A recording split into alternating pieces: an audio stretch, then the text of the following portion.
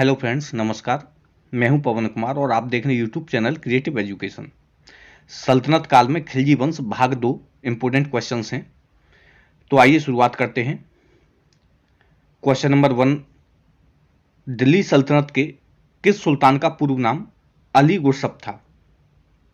इसको अली गुरसप या अली गुस्सात भी बोलते हैं। तो वह दिल्ली सल्तनत का सुल्तान कौन सा था जिसका पूर्व नाम यानी पहले का नाम अली गुरसप था? ऑप्शंस दिए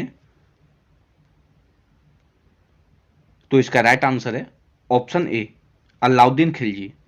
दिल्ली सल्तनत का यह वह सुल्तान था अलाउद्दीन खिलजी जिसका पूर्व नाम अली गुरसप था। क्वेश्चन नंबर 2 है, सल्तनत काल के किस सुल्तान को अमीर खुसरो एवं इमामी ने भाग्यवान कहा है? भाग्यवान अथवा भाग्यवादी कहा है। तो इसका राइट आंसर है ऑप्शन बी, फिरोज खिलजी। अमीर खुसरो और इमामी ने इसको भाग्यवादी कहा है। लगभग 70 वर्ष की उम्र में इसने जो है गद्दी प्राप्त की थी और खिलजी वंश की स्थापना की थी। क्वेश्चन नंबर 3 है, किस सुल्तान ने बाजार में सभी आवश्यक वस्तुओं की कीमतें निर्धारित कर दी? किस सुल्तान ने बाजार में सभी आवश्यक वस्तुओं की कीमतें निर्धारित कर दी?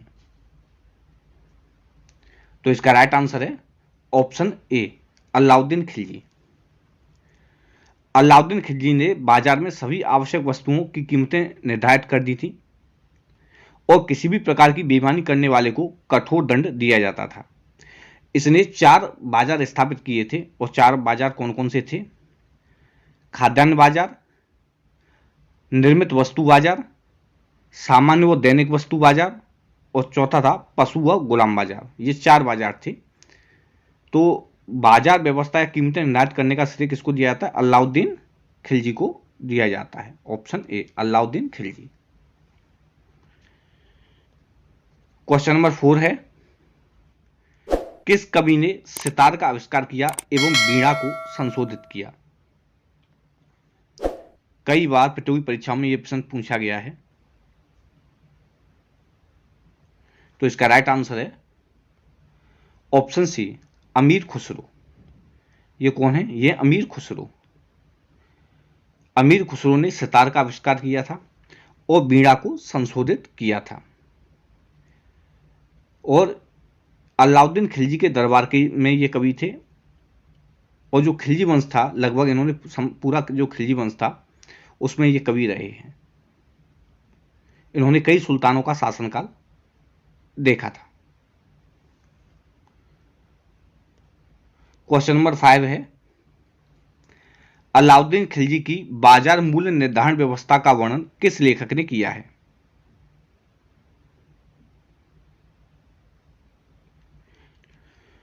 तो इसका राइट आंसर है ऑप्शन बी, जियाउद्दीन बर्नी। पूरा नाम था जियाउद्दीन बर्नी। तो इन्होंने अपनी पुस्तक तारीफ एक फिरोजशाही में इसका वर्णन किया है। अलाउद्दीन खिलजी की बाजार मूल्य निर्धारण व्यवस्था का वर्णन किया है। क्वेश्चन नंबर 6 है, किस सुल्तान ने प्रथम बार घोड़ों को दागने की एवं सैनिकों के लिए हुलिया प्रणाली की शुरुआत की? तो इसका राइट आंसर है ऑप्शन ए, अलाउद्दीन खिलजी। यह शुरुआत किसने की थी? अलाउद्दीन खिलजी ने की थी। इसने प्रथम बार घोड़ों को दागने की प्रथा तथा सैनिकों के लिए हुलिया प्रणाली की शुरुआत की थी। ऐसा करने वाला सुल्तान कौन था? अलाउद्दीन खिलजी। क्वेश्चन नंबर 7 है, किस सुल्तान ने शराब, मादक पदार्थों, सामाजिक एवं वैवाहिक रिश्तों यानी उच्च परिवारों के बीच पर भी मिलने पर भी रोक लगा दी? शराब, मादक पदार्थों, सामाजिक एवं वैवाहिक रिश्तों जो उच्च परिवारों के बीच होते थे और उच्च जो परिवार थे, जो उच्च धनी वर्ग था, उस पर भी मिलने पर रोक लगा दी थी। वह कौन था? तो इसका राइट आंसर है ऑप्शन ए, अलाउद्दीन खिलजी। अलाउद्दीन खिलजी ने ये रोक लगा दी थी, और ये क्यों लगाई थी? क्योंकि किसी भी विद्रोह की आशंका की समाप्ति के लिए अलाउद्दीन ने किसी भी विद्रोह की आशंका की समाप्ति के लिए शराब तथा अन्य मादक पदार्थों पर रोक लगा दी थी। क्वेश्चन नंबर 8 है, अलाउद्दीन ने राजस्व एकत्रित करने के लिए किस अधिकारी की नियुक्ति की?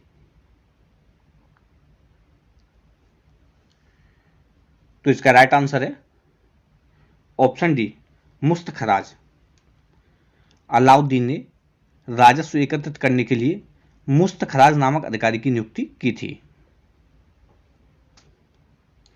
क्वेश्चन नंबर 9 है, कि सुल्तान ने भूमि की उत्पादकता के आधार पर निर्धारित किए, यानी कर निर्धारित किए एवं भूमि की बिस्वा में नापने की प्रथा शुरू की। ये यहां जो वर्ड है वो है आधार पर कर, आधार पर जो है कर निर्धारित किए एवं भूमि की बिस्वा, ये वर्ड इंपॉर्टेंट है, बिस्वा में नापने की प्रथा शुरू की। तो इसका राइट आंसर है ऑप्शन ए, अलाउद्दीन खिलजी। भूमि को बिस्वा में नापने की जो शुरुआत की थी वो अलाउद्दीन खिलजी ने की थी। राज्य को उत्पादन या बिस्वा का आधा हिस्सा मिलता था, राज्य को उत्पादन या बिस्वा का आधा हिस्सा मिलता था, और इसी ने भूमि की उत्पादकता के आधार पर कर निर्धारित किए तथा भूमि को बिस्वा में मापने की प्रथा शुरू की अलाउद्दीन खिलजी ने। तो right answer option A, Alauddin Khilji. Question number 10 है, कि सुल्तान के काल में खालसा भूमि अधिक पैमाने पर विकसित हुई? खालसा भूमि अधिक पैमाने पर विकसित हुई किस सुल्तान के शासनकाल में? तो इसका राइट आंसर है ऑप्शन ए, अलाउद्दीन खिलजी। यद्यप कुतुबुद्दीन ऐबक के समय में भी विकसित हुई, मुगल काल में भी ये भूमि खालसा भूमि विकसित थी, लेकिन अलाउद्दीन खिलजी के शासनकाल में ये भूमि सबसे ज्यादा विकसित हुई। कई बार क्वेश्चन आया है, तो इसका राइट आंसर प्रतियोगी परीक्षा में ऑप्शन ए, अलाउद्दीन खिलजी ही टिक हुआ है, सही पाया गया है। क्वेश्चन नंबर 11 है, कि सुल्तान ने ग्रहकर घड़ी नाम से एवं चरागा का चरी जैसे नए कर लागू किए थे। यानी जो ग्रहकर था वो घड़ी नाम से और चरागा कर था वो चरी नाम से लागू किए थे। तो इसका राइट आंसर है ऑप्शन ए, अलाउद्दीन खिलजी। ये अलाउद्दीन खिलजी ने लागू किए थे। जो गृहकर था वो घड़ी नाम से और जो चरागा कर था वो चरी नाम से लागू किए थे। क्वेश्चन नंबर 12 है, किसके दरबार में अमीर खुसरो एवं हसन दहलवी जैसे कवि थे? अमीर खुसरो व हसन दहलवी जैसे कवि थे, ये किसके दरबार में थे?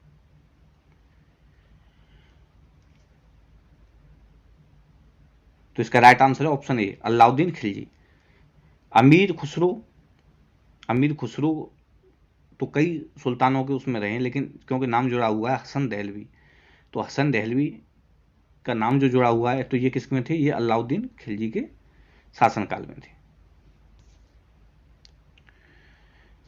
क्वेश्चन नंबर 13 है, किसने सैनिकों को नगद वेतन दिए जाने की शुरुआत की? किसने सैनिकों को नगद वेतन दिए जाने की शुरुआत की थी? तो इसका राइट आंसर है ऑप्शन ए, अलाउद्दीन खिलजी। ये शुरुआत भी अलाउद्दीन खिलजी ने की थी, सैनिकों को नगद वेतन दिए जाने की शुरुआत। क्वेश्चन नंबर 14 है, किस सुल्तान को दिल्ली में जामा मस्जिद के बाहर उसके मकबरे में दफनाया गया?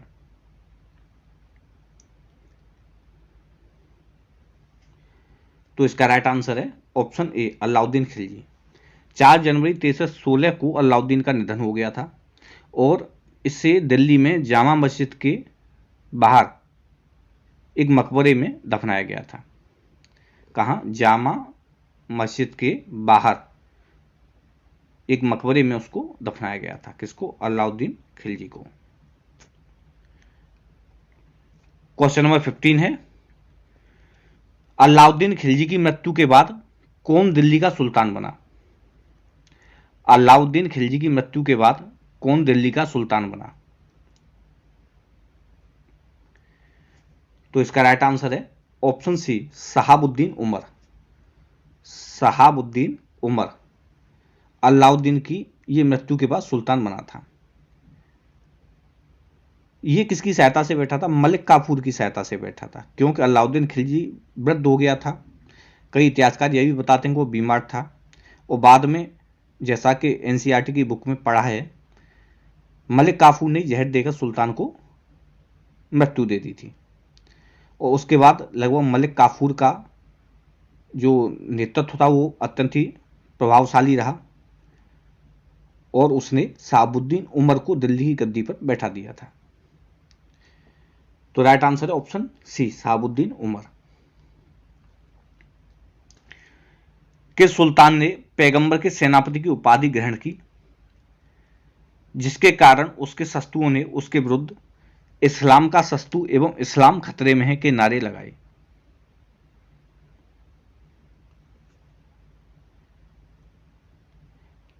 तो इसका राइट आंसर है ऑप्शन ए, नासिरुद्दीन खुसरो खां। नासिरुद्दीन खुसरो खां ये खिलजी वंश का अंतिम शासक था, और कुतुबुद्दीन मुबारक शाह के पश्चात दिल्ली के राज गद्दी पर बैठा था। अलाउद्दीन के 4 पुत्रों की हत्या पहले ही हो चुकी थी, और शेष बचे पुत्रों की भी हत्या कर दी गई थी। तो कौन था? नासिरुद्दीन खुसरो खां। और इसने महत्वपूर्ण जो दरबारी थे उन पर दबाव डाला, और अपने उनके समर्थन से इसने खुसरो जो था, नासिरुद्दीन खुसरो खां, ये स्वयं सुल्तान बन बैठा था। उसने अपने नाम का खुतबा भी पढ़ा और अपने नाम के सिक्के भी डलवाए। तो इसने अपने आप को पैगंबर के सेनापति की उपाधि इसने ग्रहण की थी, और जो इसके शत्रु थे उन्होंने इसको इसीलिए इस्लाम का शत्रु, इस्लाम खतरे में है के नारे लगाए थे। तो option A, Nasiruddin Khusro Khan. Question number 17 है, किस विभाग को दीवान रसातल कहा गया?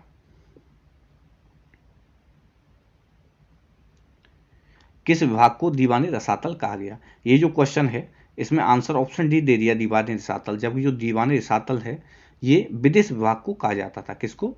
विदेश विभाग को। विदेश विभाग को दीवान रसातल कहा जाता था। तो इसका आंसर है विदेश विभाग। ये ऑप्शंस में नहीं दिया है। नेक्स्ट क्वेश्चन ले लेते हैं। क्वेश्चन नंबर 18 है, अलाउद्दीन खिलजी के मंत्रिपरिषद में वजीर को क्या कहा जाता था? अलाउद्दीन खिलजी के मंत्रिपरिषद में वजीर को क्या कहा जाता था? तो इसका राइट आंसर है दीवाने वजारात। ऑप्शन ए, दीवाने वजारात। ये किसको कहा जाता था? ये वजीर को कहा जाता था। क्वेश्चन नंबर 19 है, उलुग खां एवं नुसरत खां के गुजरात अभियान के समय गुजरात का जो शासक था वो कौन था? उलुग खां एवं नुसरत खां ने जब गुजरात का अभियान किया था तो गुजरात का जो शासक था वो कौन था? तो इसका राइट आंसर है ऑप्शन सी, रायकरण बघेला। ये गुजरात का शासक था। उलुग खां और नुसरत खां ने जब आक्रमण किया था गुजरात पर तो रायकरण बघेला था वो भाग गया था। जब इतिहास में ये भी लिखा है कि जो रायकरण बघेला की जो पत्नी थी उसको अलाउद्दीन खिलजी को नुसरत खां उलुग खां ने सौंप दिया था, और वो इसकी तीसरी पत्नी बनी थी। किसकी? अलाउद्दीन खिलजी की। रायकरण बघेला की जो पत्नी थी वो अलाउद्दीन खिलजी की तीसरी पत्नी बनी थी। तो इसका राइट आंसर था option C, Raikaran Baghela. Question number 20 है, द्वार समुद्र का शासक वीर बल्लाल थर्ड, जिस पर मलिक काफूर ने आक्रमण किया, किस वंश से संबंधित था? किस वंश से संबंधित था? वीर बल्लाल थर्ड ये किस वंश से संबंधित था?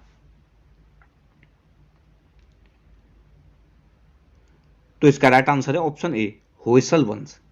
ये किस वंश से संबंधित था? होयसल वंश।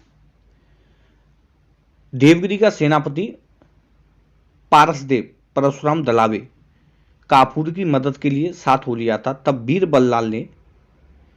बल्लाल ने पांड उत्तराधिकार युद्ध में भाग लेने के लिए ये गया था।